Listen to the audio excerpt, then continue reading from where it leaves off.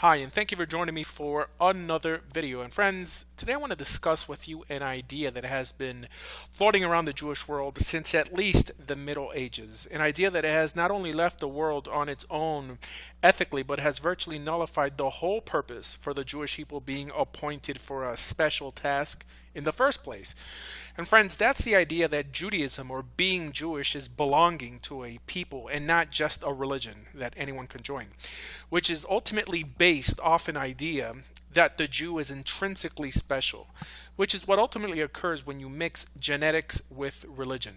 You no longer just have a group of individuals claiming a land, language, and culture. No, now you have all these, but in some way, all these are endorsed by God. However, in the case of the Jewish people, it was God himself who graced them with all these, but not because of who they were, but rather because of God's ultimate plan for humanity that initially did begin with Abraham, but was meant to encompass and include all willing to emulate Abraham, making the adherents of the faith of Abraham, either genetic descendants or spiritual adherents, members of a people united by what ultimately included Abraham himself in the covenant, and that's faith and action, and not blood. Making Judaism, or being in the covenant, in the Almighty's covenant, in today's speech, only a religion and not an ethnicity or a people. Actually, it's not only Jews who run from the term religion. Even Christians today say that they don't have a religion, they have a relationship. But we all know that it's just a religion. So friends, the notion that Judaism is not a religion and being Jewish is, like we said, akin to belonging to some genetic specimen of people rather than just a belief system has made not just the Jew, but even some Gentiles separate the world between Jew and non-Jew instead of between the ethical and the unethical. And friends, the big question is why? In other words, is this idea, does it appear in Torah?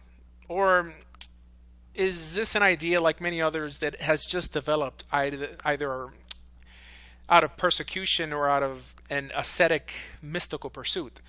But regardless, friends, this is one of the main, if not the main reason the world today ceases to progress ethically. However, today, friends, I think I could help put the issue into perspective for you. So what? So that we could continue being that light that we were appointed to be. Now, where did this concept originate from? Well, friends, this concept initially arose out of the belief that there is something intrinsically special about the Jew or Israelite. But we'll get back to this later. And friends, the short answer is agadot, in other words, folklore. However, friends, I'm sure that the authors of these tales themselves never would have imagined that they would have been used to justify the creation of some Jewish genetic identity. But yes, friends, ultimately it was agadot and what is known as midrashim, Jewish folklore, that started all this. And alongside Talmudic folklore, I also include the Zohar and earlier and later works that continue building on such folklore, ultimately deifying these tales and creating the spiritual dogma we have today. In other words, friends, these works and ideas that originated in the creative minds of men are quoted alongside the words of Torah itself as almost an extension to the Torah, when they actually have no authority in the Jewish religion. And the major problem is that this is when the sin of adding to the text of the Torah actually begins to take shape, when people not only forget to, but intentionally fail to make a distinction between Torah, i.e. the revelation we received from the Almighty, and the words and ideas of men. Not to mention that even the Torah itself contains Pesukim warning us, actually twice, not to add to the commands within it, which does not only include the practical mitzvot, but even those mitzvot dealing with metaphysical beliefs and ideas sanctioned within the text itself. And friends, the failure is really on the part of the rabbis nowadays, who fail to make a distinction, mainly because they were never taught there was a distinction either. And this is why it is so difficult for a Jew to explain what he or she believes without first completely exhausting these made-up works that virtually always contradict each other, ultimately making not just our theology, but also our religion look ridiculous. And friends, another example of something that may at one time have been accepted as folklore, but is now theologically accepted as dogma, even though it in no way goes along with the Torah's narrative, is the myth that the Torah, both written and oral as we have it today, was not only in existence before the world was created, but was also handed over to Adam, giving the reader the understanding that Adam in some way was the first Jew or the first in line of intrinsically special individuals. Then, as they teach, Adam transmitted it down through his descendants, through Noach, and then through his son Shem, who, by the way, folklore teaches, even opened up his own yeshiva with Ever, a yeshiva that, of course, taught Torah before the Torah was actually given.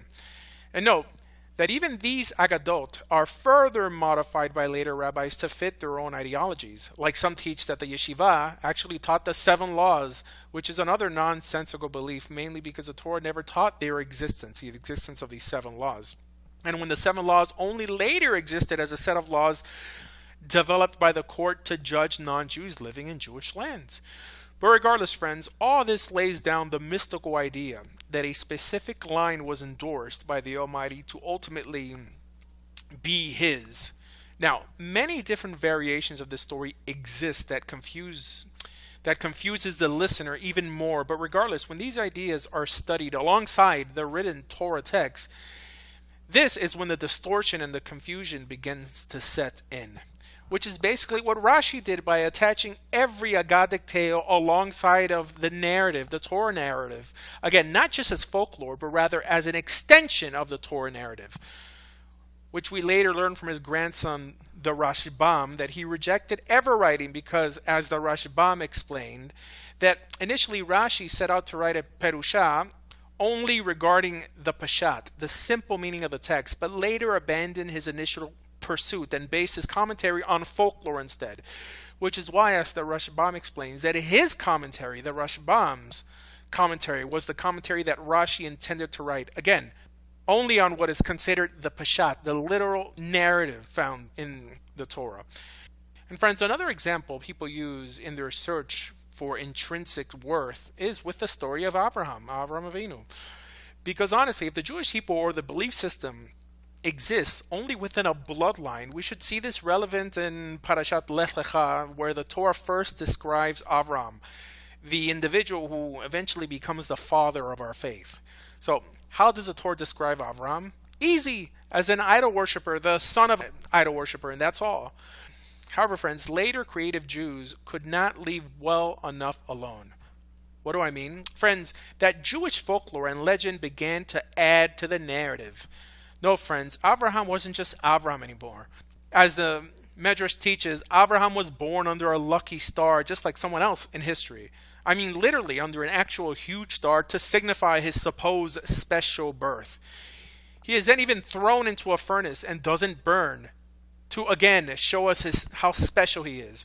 And again, all this does not appear in the Torah. He then supposedly learns in his uncle Shem's yeshiva and is even known for destroying idols with his own hands.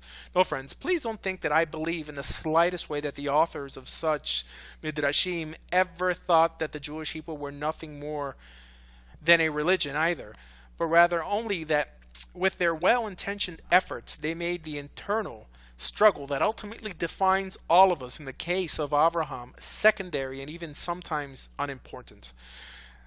Now, I believe that the text goes out of his way to let us know that Abraham had no intrinsic value to him, that there was nothing intrinsically unique or special in his nature, and that any one of us could do the same if, of course, we would be willing to sacrifice as much as he did. And friends, this is one of the main reasons people attack me, because they make no separation between Torah halacha from Midrash and Agadah. So they hear me teach Hilchot Shabbat in one video explaining the binding decisions by Chazal regarding the keeping of Shabbat, and in another video they hear me dismiss the metaphysical opinions about the supposed complexity of the Creator or some hidden narrative that does not appear in Torah, and then assume that I'm either confused or insane. So they say that I insult the sages. And friends, because they make no distinction between what's binding instruction and what's only disposable, in this case, folklore that's only opinion.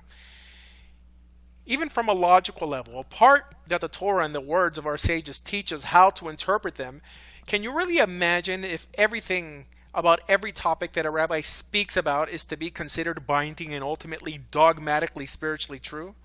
Couldn't then they, if they wanted to, rewrite our Torah and then justify it all? Wouldn't that ultimately make us make them God? I mean, this is definitely something to think about, friends, which is why the members of the Sanhedrin, i.e. the sages, Chazal, the Mishnaic rabbis, only were given authority to rule on the practical application of the mitzvot and not in any way allowed to establish the metaphysical or what they knew nothing about, like some supposed hidden narrative in the Torah. So please, friends, don't forget to make that separation. Now, going down the line, they go out of their way to teach that Yaakov was also intrinsically special, even though the narrative teaches that he had not yet known the God of Israel, even teaching that he learned Torah not just in yeshiva, but all day in his tent. Again, learned Torah before it was even given. Now, one area that Midrashim and ethnocentrists fail to justify is the existence and ultimate spiritual historical demise of his brother Esav and his descendants. Now, regarding the notion of someone like Esav, who was also supposedly born into the covenant and was able to lose their share of the covenant, teaching us that once a Jew or once in the covenant, not always in the covenant, teaching us that this is not something transferable by blood, at least from a spiritual level. And friends, I would literally be here all day detailing the later folkloric texts that have been written to expound the Torah's narrative, like how the Almighty himself forced the children of Israel to accept Torah on threat of death by holding a mountain over them. So much for free will or taking any responsibility for choosing a Torah life. And friends, the nonsense goes on and on. How well-intentioned authors who thought that they were helping the narrative actually ended up corrupting it in the minds of future readers because of their supposed theological embellishments. The problem is, when Jewish history is viewed through such a prism, it's very easy for the primitive mind to assume that nature instead of nurture got them ethically where the Almighty wanted them to be, which is one of modern-day Judaism's last primitive beliefs, the notion of intrinsic value. They fail to understand how the Torah went out of its way to remind the reader that there is nothing intrinsically special in this world, that everything must be earned and struggled for, especially our status before the Creator and among other people. From Abraham choosing to hear and follow that still voice to Yaakov having to earn every little thing that he ever achieved in his life, even when he supposedly tricked his father into blessing him. From the children of Israel choosing to listen to Moshe and ultimately following God out of Egypt, to they individually deciding to accept Torah and live for a greater purpose. Everything, my friends, is a choice. The Almighty does not give anything away freely, especially your religious status, only because you may have had a mother who may have identified with a certain religion or people. That, my friends, is not only unbiblical but ethically absurd. So much nonsense has been developed by the rabbis throughout the centuries that have no basis in Torah and ultimately hurts the Torah world. And honestly, it's really our fault for deifying their words to begin with regarding belief and not just practice. So we really just can't blame them. Because again, friends, the court, our sages, Chazal, were only entrusted to establish practical laws to be able to fulfill Torah commandments in a unified manner, and never to establish metaphysical reality with whole new allegorical interpretations of the Torah text, which ultimately ends up changing the narrative within the Torah itself. Because, friends, by the simple fact that a non-Israelite can join the people of Israel, and according to the plain understanding of the text, an Israelite can be cut off from his people, this should teach us that there is nothing genetically or intrinsically spiritual regarding the descendants of the children of Israel, especially today, so many years separated from the original Israelites. I mean, please remember that about 90% of the Jewish world is Ashkenazi, i.e. not Middle Eastern. In other words, with almost full European features, i.e. descended from Gentile converted stock. And regarding an Israelite being cut off, just look up the word karet, to be cut off. In Torah, it appears over 100 times in Hebrew. Now, I know that some have tried to interpret it to mean something else, but we cannot escape its simple meaning, right? Ein mikra yotze midei peshuto. And friends, I know that many have never thought about it, what I'm mentioning today, and will just decide to follow what their rabbi or some earlier rabbi may have said on the issue blindly. But don't forget that it should be Torah that is used to validate the rabbis and not the other way around. And I'm telling you this, friends, and I'm no Karaite. In other words, I believe in the oral law, and I believe in the halachic authority of Chazal, i.e. the court or the sages. I'm telling you that everything that we choose to call true, divine, or inspired must be sanctioned by the pages of Torah, or then it's just fallible opinion. To the simple point, friends, that if Israel was called to be a nation, unlike every other nation, that should be the first understanding on how this nation should operate. In other words, one needs to understand how the nations in the past, the biblical nations, operated in order to know how Israel is not to function.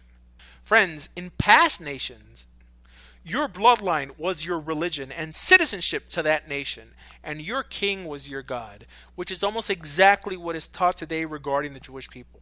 In other words, in the past, one could not convert to another religion. You were free to worship their gods and pray at their temples, but you would never be a member of their people. No, friends, it was Judaism, the belief system taught by the Almighty and embraced by Abraham and all those who believed it like he did, that taught that it doesn't matter who your mother is or who your father was, nor your past. Anyone who's willing to make themselves subservient to the Almighty and his Torah has a place in that nation. A similar concept held by Muslims worldwide today. The notion of the Ummah, a nation united by belief and not blood. So one could say that ethically, Jews have actually moved backwards by adopting old pagan understandings of nationhood that has them currently as the smallest monotheistic religion of our time, when, friends, information is so greatly available for anyone to absorb if it's presented properly. Something that, because of our insularity, we feel we don't have to present properly for the rest of the world. Next, friends, another text and movement that has encouraged not just the Jewish world, but even the Gentile world, viewing us genetically separate and distinct, i.e. a people instead of just a religion, is and was the New Testament. Most likely written from an outsider's perspective, the New Testament separates the Jew not between the saved and the unsaved, but between the saved, the unsaved, and the Jew. Now, I understand that concept, and that separation could be understood in different ways theologically, understanding it from a Jewish theological framework. However, Gentiles or the Gentile world cannot. So what? So they always viewed the Jew as a third leg and treated them so, giving the Jew, at least in Christian lands, the feeling that he was always genetically different from the rest. And friends, this attitude is very much still prevalent in the Christian world, how although Christians understand that Jews are damned, they still feel a certain compassion for the Jew, whether religious or secular, not knowing to either hate them more or love them more. Which is why you see such an undying support for the secular state of Israel from the religious Christian world. Instead of properly assuming, at least for the secular Jew, that someone born of a Jewish mother who does not follow the Jewish religion or scriptures or believes in the God of Israel is not a Jew. Because honestly, regarding other religions in the Gentile world, they know that there's no such thing as a secular Christian or a secular Muslim. How? Because a Christian or Muslim who is secular is no longer a Christian or a Muslim. But only for the Jew, they make an exception. Why? Because many of the ideas in the New Testament were inspired by many ancient non-biblical mystical works. The same works that ultimately gave birth to the modern day Jewish mystical view of the world and what it means to be a Jew. And on that note, friends, no other idea, in my opinion, has worked towards making the Jewish faith limited to an ethnic or genetic people like the introduction of what is known today as practical Kabbalah. In other words, friends, it was Kabbalah that took and used virtually every ethnocentric midrashic passage ever created in the first millennium to codify a new hashkafic outlook for the Jew, making the door that the early midrashic authors left open through their extra biblical opinions on the narrative, the main gate Kabbalah and predominantly the Zohar infiltrated through. Concepts of the superiority of the Jewish soul and how the genetic Jew was physically part of God apart from his or her beliefs or behavior. Ideas held almost by every Orthodox Jew today. Ideas that came into existence through the Zohar, along with other mystical works, and of course we cannot forget the ideas of the Arizal. And this, friends, ultimately sealed the Jewish destiny and ultimately the Jewish outlook till today. Friends, have you ever wondered why prior to the 13th century Jews were not called cheats or viewed as insular and even proselytized when they had the chance? Of course, Jews have always been hated for killing Jesus or having a different set of beliefs, but we only really hear claims of Jews maliciously cheating others and being dishonest or thinking that they're genetically superior from theological adversaries post the 13th century, with depictions like we see in Shakespeare's Merchant of Venice. And friends, this attitude toward Jews could even be seen today. I mean, just look up what the KKK or David Duke has to say about Jews. And it's not that we put black boxes on our heads or because we keep other mitzvot. No. They will quote statements made by rabbis on how intrinsically evil and impure non-Jews are. And that, friends, does not even scratch the surface of what they talk about. Now, I'm not saying that every claim made against Jews is sensical and or true, but many of them are. And no matter the claim, from no matter the source, every Jew feels compelled to justify it instead of just write them off as just fallible personal opinions. Friends, it's the Torah that we must justify and explain, but personal opinions we don't have to justify. Because, friends, persecution is no longer a reason for Jews mistrusting and attacking the Gentile. Not to mention that the Jews are not the only people who have suffered in history, lest someone say that the reason this was written was due to persecution, which is why we don't see this with other monotheistic movements, that because of some persecution they alter their theology to close out the outside world and almost ensure their demise by putting their complete hope on some heavenly bailout instead of growth and survival through numbers. No matter what catastrophe, with the exception of the Holocaust, Jews have typically never had more of an excuse to react to the outside world than other groups have. Also, for the very reason that Jews are still here today, while many other groups have become extinct because of persecution. Not to mention that our own text teaches us that every time the Jewish world suffers collectively, it is always our fault and not the Gentile world. So, what would be the reason of ever creating an idea that the non-Jewish world is intrinsically evil? Friends, the Jewish people are only a people united by belief. A belief that ultimately inspires action, and that's all. Anything else, my friends, would throw a wrench into the whole Torah ethical system of merit through struggle. Friends, we must separate fact from fiction, which is actually how serious students of halakha have to study Talmud and other archaic works with a mental scalpel, separating what's binding from what's nonsense, which, if you think about it, is the main reason for codifications of Jewish law in the first place, which is why we have a Mishneh Torah or a Shulchan Aruch, almost as an attempt to separate fact from fiction. Even if you look it up, the word religion, it means a particular system of faith and worship. What do you think Judaism is? Now, in the collective sense, the Jewish people become a people through their beliefs in a unified body. But in any way to attempt to attribute a genetic component is not only unbiblical, but ultimately, when combining it with the will of the universal God, it becomes unethical. And friends, it was ultimately this form of thinking which led to the Haskalah, which was the birth of the secular Jew. The Haskalah, friends, was the supposed Jewish enlightenment, when Jews, because of hearing from Kabbalistic rabbis for so long that what made them special and Jewish was their souls and not their beliefs and actions, chose to take their supposed Jewishness alone and leave religion behind. A pretty smart move if you ask me. Actually, it's the same thing that happens today. You have a rabbi confronting you on campus telling you how intrinsically special you are apart from your beliefs or actions. That no matter what, you're a Jew. Heck, if I was secular, I'd say, thanks for the confidence boost. I'll take it, but of course, I'll leave Torah. And this movement, the Haskalah movement, also known as the Maskilim, controlled European Jewish thought for almost 2 centuries. Jews who felt that they were a people and not a religion. They had secular, atheistical poetry and plays, newspapers, and even music in Yiddish.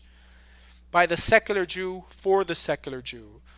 Jews who would encourage their children to marry Jewish even though they were atheists. Why? Because they made being Jewish what the ignorant Jew felt all along. Ultimately, a race. And the superior race at that. This movement gave way to the Jewish social democratic movement, which later became known as the communist movement, ran almost predominantly by secular Jews, and then to the Zionist movement, which leaves us where we are today, with Jews walking around still claiming that being Jewish is not merely being a member of a religion, but being in some way a people united by blood, a nation like the French and the Irish are a nation. When now you have virtually a whole country that has philosophically built itself off of the notion that being Jewish has nothing to do with religion or God, and that it is blood that unites them. As you already know, I'm speaking about the state of Israel. This is very clearly seen when about 90% of the country is secular, but still considers itself Jewish. And friends, everything I told you so far is only to lay down the framework for an issue that we really do not need to know the past to understand. Mainly because modern halakha gives us the clue we need to both explain and end this conundrum. In other words, how do we defeat a theory of something claiming to be genetically or spiritually significant, or claiming a certain cohesion between the two? Easy! We first ask, what's the criteria used to classify individuals in that group? For example, what makes someone Jewish and or part of that group? And friends, apart from conversion, everyone will then say, easy! If your mother's Jewish, actually not everyone, the Reform teach that it's by your mother or father. So does the state of Israel. So, who's right? Well, spiritually, none. What do I mean? Friends, we know that it was the Sanhedrin that decided that it should be by the mother, even though the Talmud gives us 3 different opinions on the issue. But ultimately, it was a decision made by the court to be legally able to distinguish Israelites from non-Israelites, again, in a court setting, and that's all. Actually, according to the Peshat, on the issue of who is an Israelite, it's whoever keeps Torah that's an Israelite, and whoever does not is not. Now, I believe in the court's authority to establish practical law, but I'm in no way going to think, only because they decided an issue for legal purposes, that this in some way could elevate itself to a metaphysical level. And every rabbi will tell you this. And all this, friends, is very easily verifiable, so you don't have to just quote Rabbi Asher. Just look up the sugya in Shas regarding matrilineal descent, and you could see for yourself. So, it is only a rabbinic ruling that legally, i.e. halachically, Jews, or what makes someone Jewish, is determined by their mother, i.e. not spiritually factual. I actually made a video on this topic that gives all the sources if you're interested. It's called The Truth on Matrilineal Descent. So friends, it was how you knew it had to be all along. A Jew is someone who keeps Torah, which would also clearly include the belief in the Creator. And everything else on the issue is just a legal ruling that became folklore that ultimately became some metaphysical reality taught today. So ultimately, friends, we're a people united by belief, i.e. what is considered a religion. For more information on everything Jewish, please visit bejewish.org. Thank you.